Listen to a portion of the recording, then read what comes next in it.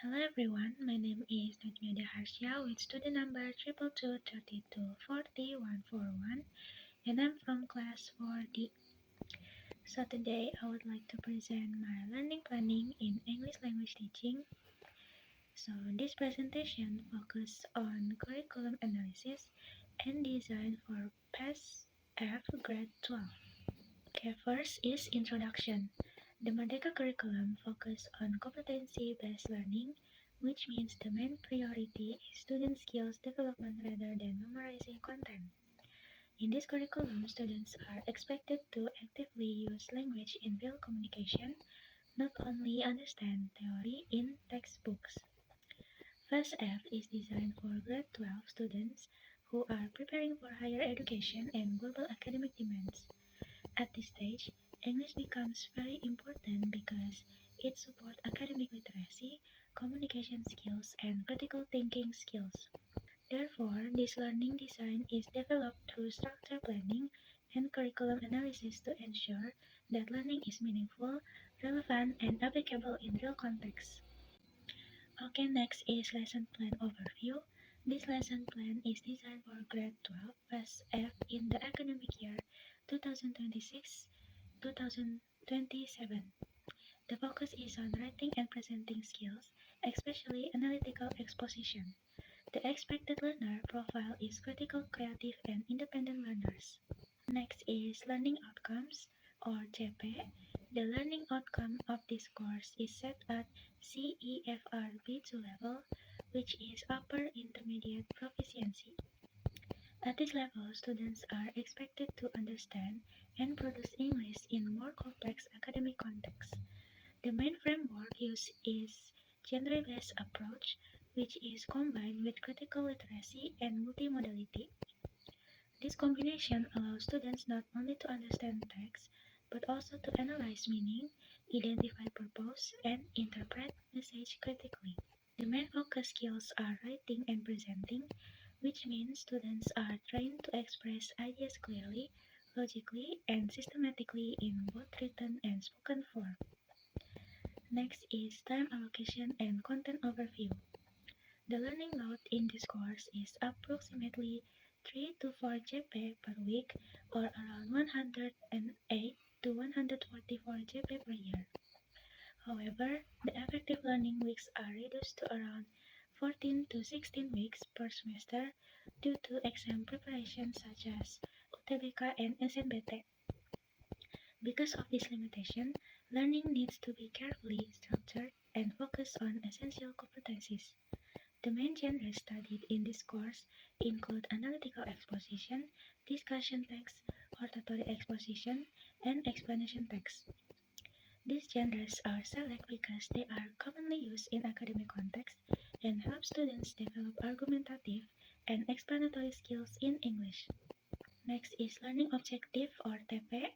The learning objectives are designed to develop both receptive and productive skills in English. Students are expected to be able to analyze argumentative text structures and language features in detail. They are also expected to evaluate different viewpoints in discussion text and understand multiple perspectives. In addition, students will construct persuasive essays supported by logical reasoning and evidence. They will also demonstrate explanation through oral presentation and produce multimodal informational reports that combine text and visual elements. Overall, these objectives guide students from understanding language to actively producing and presenting it in academic context. Next is learning sequence or ATP. The learning sequence is arranged in a gradual and structured progression throughout the semester. In weeks 1 to 4, students focus on analytical exposition through reading and text analysis activities. Then, in week 5 to 8, students develop their writing skills through guide practice and exercise. In weeks 9 to 12, students engage in discussion text and classroom debates to strengthen critical thinking. In weeks 13 to 16, hortatory exposition is introduced along with presentation-based learning. and in weeks 17 to 20, students complete a final project and as a form of learning reflection and performance evaluation. Next is learning activities.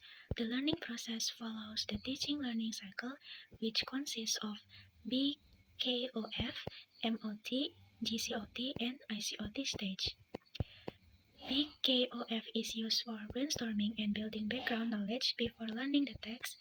MOT focuses on guided reading and detailed text analysis with teacher support.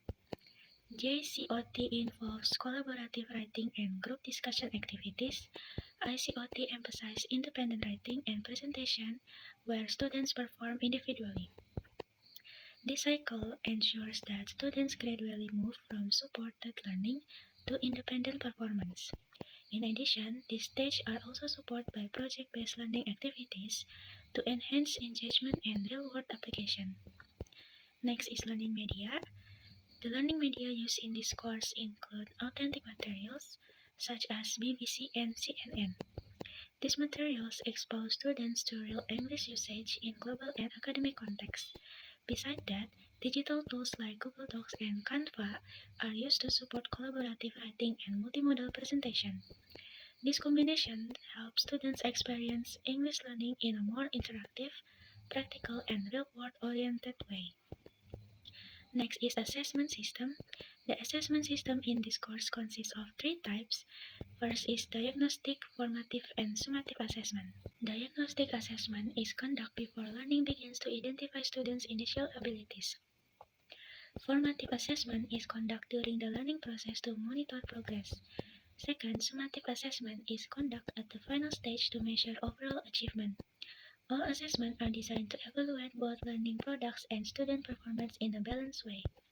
First, diagnostic assessment is implemented using a self-reflection checklist used to identify student basic understanding such as fact and opinion, text structure, simple grammar, and speaking confidence. The purpose of this assessment is not to give grades, but to understand students' starting point before learning begins. This helps teachers adjust the learning process based on student needs. Second is formative assessment is conducted continually throughout the learning progress. Use an 8 indicator rubric with a scale from 1 to 4 to evaluate student progress. The assessment covers text-related skills such as thesis identification, argument mapping, and evidence recognition. It also covers social skills such as collaboration, peer feedback, and task completion. Through this, learning progress can be monitored and improved step by step during the process. Next is summative assessment is conducted at the final stage of ICOT. It measures students' achievement of the learning outcomes after completing the learning segments. This assessment consists of two components, the product, which is a writing task, and the performance, which is an oral presentation. Through this task, students demonstrate their ability to use English independently in academic context. Next is approach, method, and technique. The approach used in this learning design is genre-based approach at the theoretical level. The method applied is teaching learning cycle, which provides a structured learning process from introduction to independent performance. The techniques used include brainstorming, text coding, group discussion, and presentation activities. All of these components work together to create a structured, meaningful, and effective English learning process. And the last is conclusion. In conclusion, the English curriculum for SL in Merdeka Curriculum is designed to develop students' critical thinking, academic literacy, and communication skills through structured genre-based learning. It emphasizes the ability to understand, analyze, and produce various text types such as analytical exposition, discussion, hortatory exposition, and explanation text. Although its implementation faced challenges such as limited learning time, vocabulary gaps, and high assessment demands, the curriculum remains effective in preparing students for higher education and global contexts. Therefore, continuous improvement in teaching strategies, assessment practice, and learning support is essential to maximize its impact on students' English proficiency and overall learning outcomes. I think that's all from my presentation. Thank you.